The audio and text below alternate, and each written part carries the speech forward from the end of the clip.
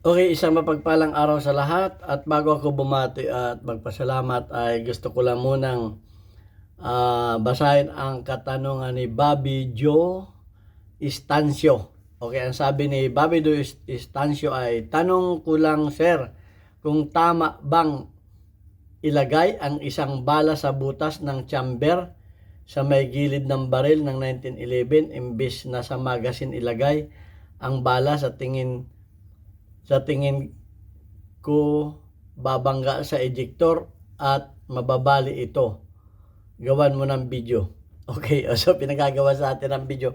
Actually, ginawan ko na ito ng video, matagal na. So, yung sagot ko doon ay hindi pwede. Pero sasagutin ko ngayon ito ng pwede at hindi pwede. Okay, so bago ninyo ako mabas, ay gusto ko lang muna kayong pasalamatan sa inyong pag-share at pagla-like ng ating mga video sapagkat nakakatulong yan para dumami ang ating mga subscribers. At pasasalamatan ko rin yung ating mga nanonood na hindi nag-skip ng ads. Kung maaari po, huwag kayo mag-skip ng ads sapagkat nakakatulong po yan sa revenues ng ating YouTube channel. Ang YouTube channel po, ang kinikita hindi po pumupunta sa ating bulsa. Ginawa ko po ito para doon sa aking mga beneficiary. Meron po tayong 6 na beneficiary ng mga anak na single parent na tinutulungan natin para mabigyan ng pambaon dahil sa public school naman sila nag-aaral para naman sila makapagpatuloy ng kanilang pag-aaral. At kaya yung inyong mga yung inyong mga hindi pag-skip ng ads ay nakakatulong din yan. So yan, at maraming salamat din sa mga nagpadala dito sa ating GCash number. Sana may magpadala uli. Dahil yan ay doon din napupunta sa ating mga beneficiaries.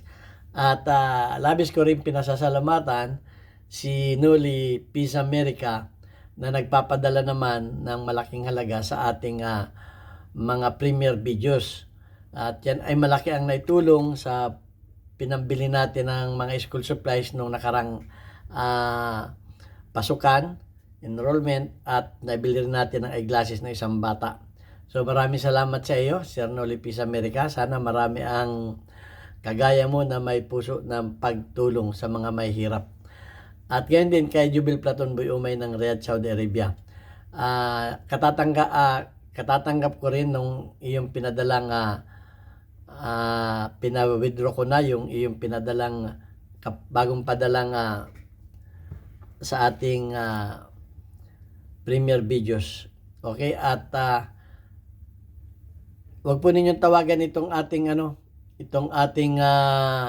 GCash number. Yan po ay anak ko na aking tresurera. Wala po kaming pinagbibiling baril na kahit ano pa man. So, ako po ay nandito sa Kuwait bilang isang firearms instructor, gunsmith at consultant. 21 years na po ako dito. Wala po ako sa Pilipinas. Okay. So, yan. At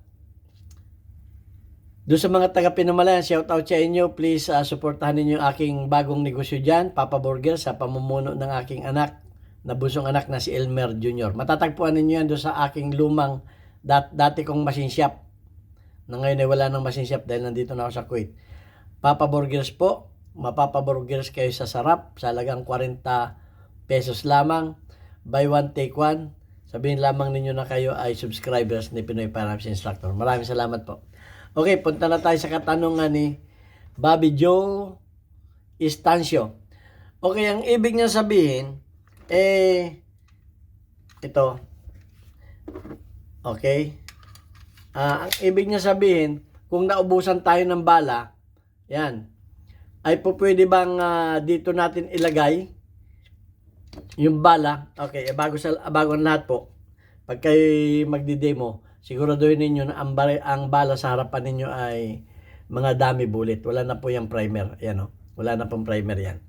Okay. Pwede bang ilagay ninyo yan dyan at saka ninyo isaram bigla yung slide?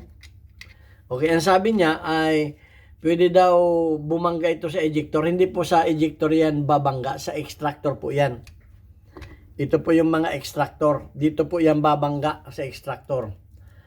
At pag bumangga yan dyan sa extractor, ay pwedeng ikasira ng inyong mga extractor. Mabubungi po yan.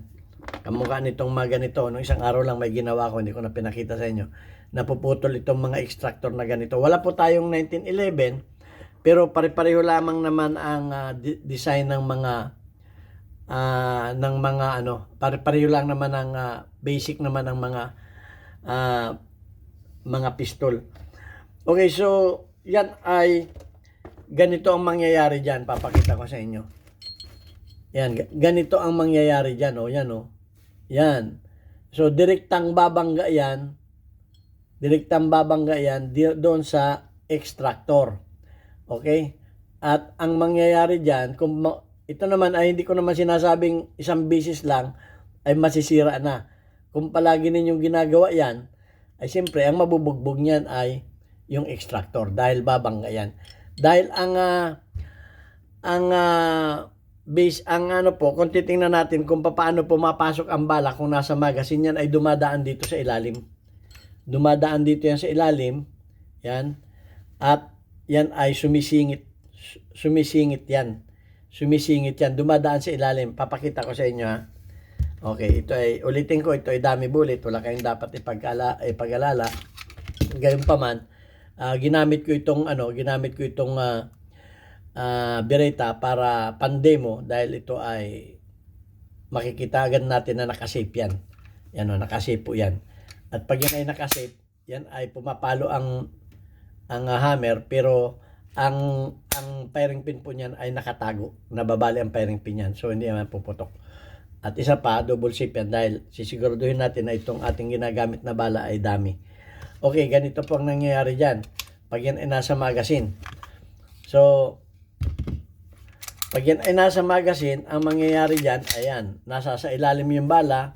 Pagkatapos, idandahan nating isara. Yan ay, yung bala na yan ay aakyat. Kaya kung ginagamit itong ay makikita natin doon na yung bala ay mula sa ilalim, aakyat yan. Yun.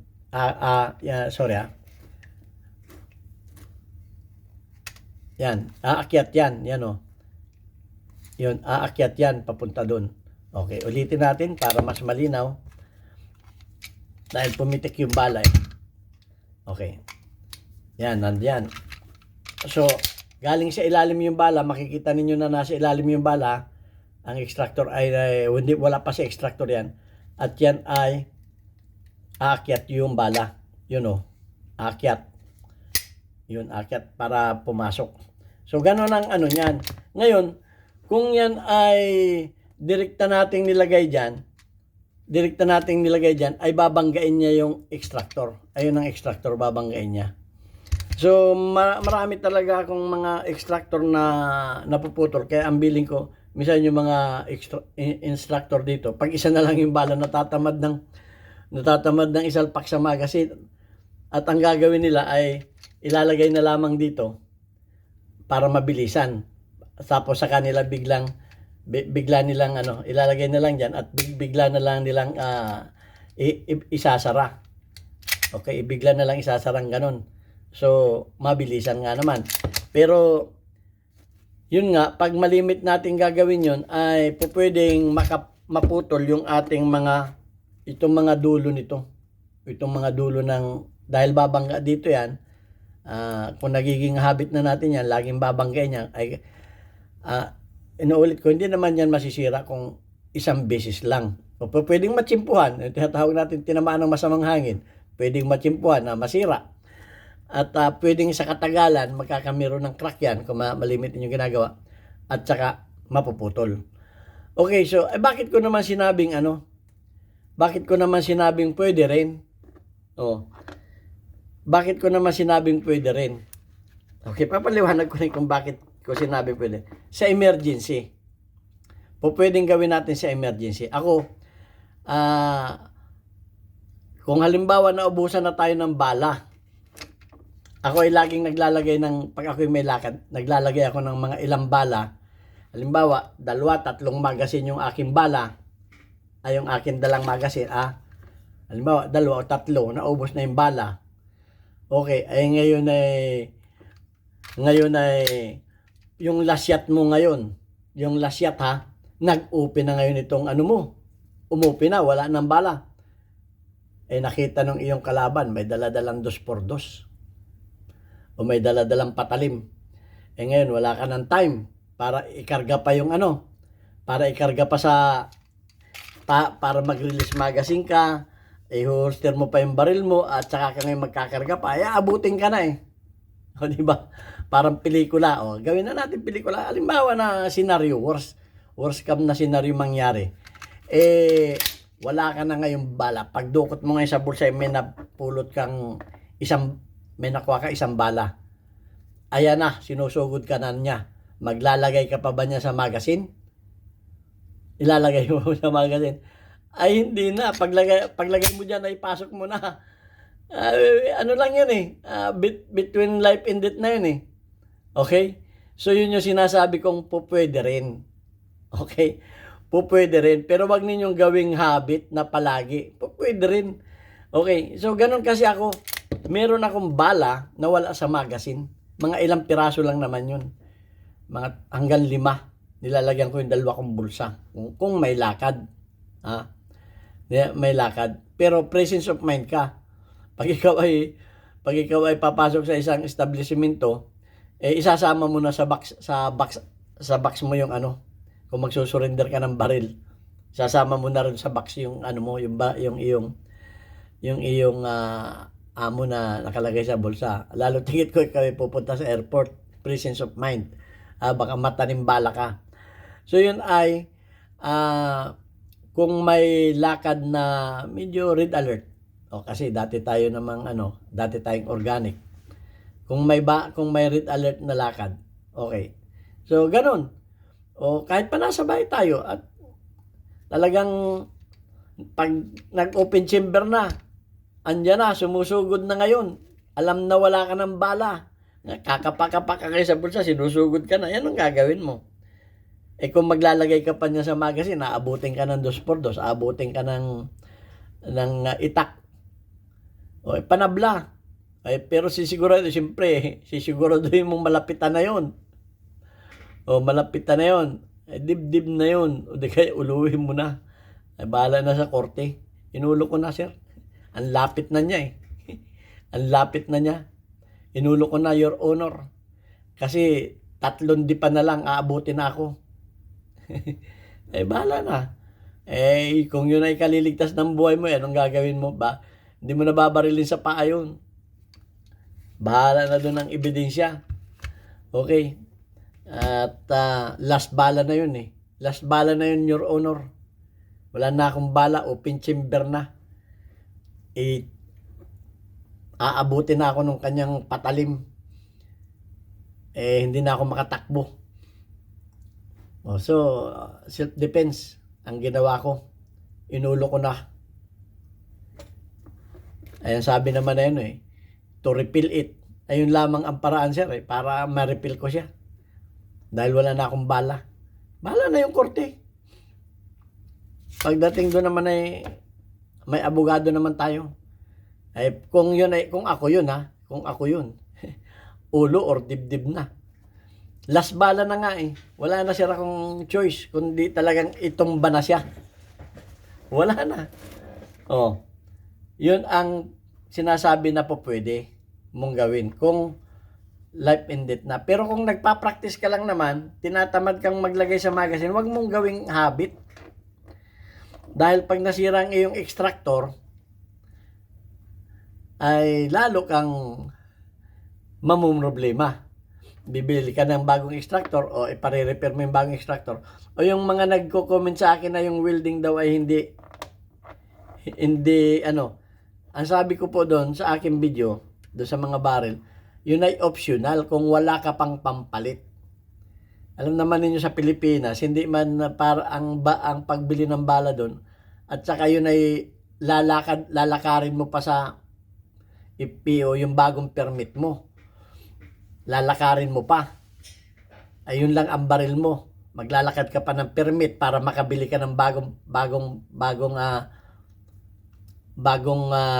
barrel. Tapos ay pupunta ka pa rin sa Maynila, kukuha ka pa rin ng permit para mo madala sa Maynila dahil mga probinsya naman, wala mga legal na mga na gagawa ng baril.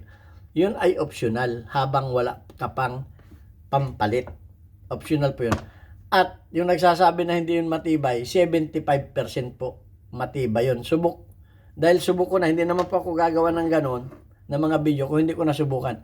Depende na lamang yan sa mga welder. Ako bilang isang professional welder, alam ko. Kaya ang sabi ko doon, ang ginamit kong welding rod doon ay stainless. Dahil ang stainless po sa karanasan ko ay makunat. Okay? Ako, nagdudugtong din ako ng mga ganito. Pero ang ginagamit ko dito pandugtong, actually may ginawa ako dito. Shotgun pa. Tumatagal po. Tumatagal yung mga welding dito. Basta't alam mo kung anong klase ang i-welding mo. Sa mga ganito, ang pinang-welding ko dito ay mga hindi man yung ordinaryong welding o ginagamit ko dito acetylene, hindi man yung mga ordinaryong alambre na ganito, kundi spring wire. Spring wire ang ginagamit ko dito. At kung walang karanasan yung mga mag-welding ay talagang sabihin natin na walang tibay. Pero kung may karanasan na sa pag-welding, kagaya ko na ilang taon na ditong gumagawa, 75% na matibay. Ang tibay. Hindi ko naman sinasabing kasing tibay nung bago. Siyempre mas matibay yung original na bago. O ay kaysa naman doon sa mas matibay pa doon sa gagawa ka ng ordinaryong baka lang. Dahil ito ay pwede mo namang i-harden uli yung yung mga, kasi yung mga yung mga wire na mga spring wire, pwede mong i-harden uli. Pwede mo siyang patigasin uli. Nakasintigas din ng iyong bakal na pinag-weldingan.